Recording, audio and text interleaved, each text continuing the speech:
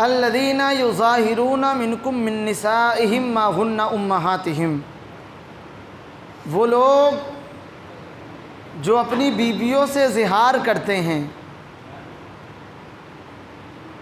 اور کہتے ہیں کہ ان کی بیویاں ان کی مائیں جیسی ہیں، ما ہن امہاتہم، حالانکہ وہ ان کی مائیں نہیں ہیں، ان امہاتہم الا اللہ ولدنہم، ان کی مائیں تو وہی ہیں جنہوں نے ان کو جنا ہے۔ یہاں جو دوسرے پارے میں مختصر سے زہار کے بارے میں آیا تھا، یہاں تفصیل سے زہار کے بارے میں بتایا گیا ہے۔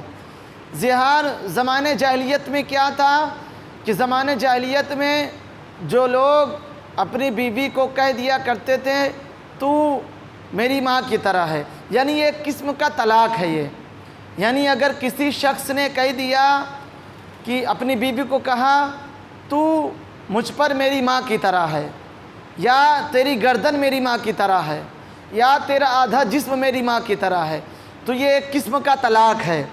اب اگر کسی نے یہ اپنے بیوی کو کہہ دیا تو ایک قسم کی طلاق واقع ہو جائے گی۔ یہ پہلے زمانے میں تھا، لیکن جب شریعت آئی کہا نہیں، یہ طلاق نہیں ہے، لیکن اللہ نے کیا کہا وَإِنَّهُمْ لَيَقُولُنَّ مُنْكَرًا مِنَ الْقَوْلِ وَزُورًا، انہوں نے جو کہا ہے وہ ایک دم بالکل جھوٹی بات کہی ہے۔